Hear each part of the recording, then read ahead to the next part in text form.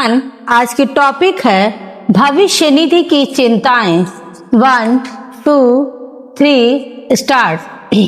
कर्मचारी भविष्य निधि ईपीएफ योजना 2026 के लागू होते ही चर्चाओं का बाजार गर्म होना स्वाभाविक है। हर कोई इसकी लाभ हानि को समझ लेना चाहता है, पर इसके लिए सबसे जरूरी है कि भविष्य निधि की वेबसाइट सही ढंग से काम करे और उठ रहे तमाम सवालों के जवाब खुद दे। नई योजना के तहत भविष्य निधि संबंधी कई नियमों को शिथिल कर दिया गया है। सबसे बड़ी सुविधा यह हुई है कि इस निधि के उपयोग को कर्मचारियों के लिए आसान बना दिया गया है। मतलब लोगों को अपने पैसे के लिए ज्यादा इंतजार नहीं करना पड़ेगा।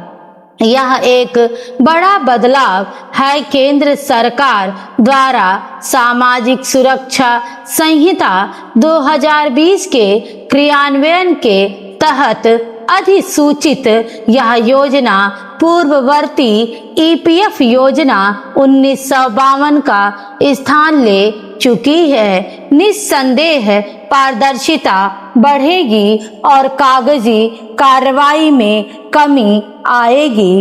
ईपीएफ योजना 2026 के तहत आप अपनी भविष्य निधि में 25% राशि छोड़ते हुए शेष धन का तय जरूरतों के लिए उपयोग कर सकेंगे। यह मांग लंबे समय से हो रही थी। जहां वर्तमान में भविष्य निधि के उपयोग की सुविधा बढ़ी है, वहीं कुछ चिंताओं में भी इजाफा हुआ है। कर्मचारियों को सचेत रहना होगा कि भविष्य या बुढ़ापे के लिए भविष्य निधि में धन बचा रहे।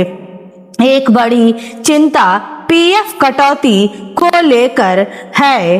कटौती के मोर्चे पर कुछ ज्यादा ही उदारता बरती गई है। न्यूनतम कटौती 1800 रुपए तय की गई है। यदि कोई इससे ज्यादा कटौती चाहता है तो स्वैच्छिक होगा। पहले की व्यवस्था के अनुसार बेसिक वेतन का 12% पीएफ में जाता था। अब 12% की बाध्यता 15,000 रुपए वेतन तक सीमित हो गई है। यहाँ एक और पहलू की चर्चा है। यदि कोई कर्मचारी 1800 रुपए से ज्यादा की कटौती करना चाहता है तो वह ऐसा कर सकता है, पर उतना ही अंशदान करने के लिए नियोक्ता बाध्य नहीं होंगे। यहाँ नियोक्ता की इच्छा को तरजीह दी गई है। वैसे निजी नियोक्ताओं पर खास असर नहीं पड़ेगा, क्योंकि उनकी ओर से किया जाने वाला पीएफ अंशदान वास्तव में कर्मचारी की सीटीसी अर्थात समग्र वेतन का हिस्सा होता है। हालांकि सरकार इस मामले में फायदे में रहेगी। अंशदान कम होगा तो ब्याज की राशि भी कम होगी। उदारीकरण की नीतियों के अनुरूप सरकार का बोझ घटेगा। क्या 8 करोड़ कर्मचारी अधिकारी इससे प्रभावित होंगे?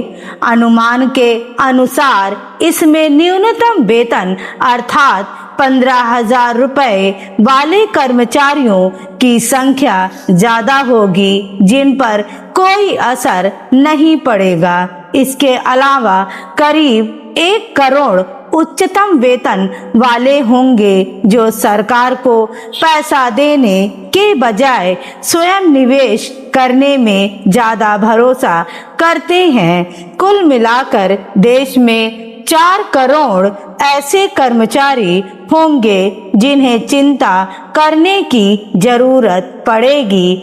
रिटायरमेंट के समय जिनकी भविष्य निधि में पर्याप्त पैसे नहीं होंगे। स्टॉप। 4 करोड़ वाले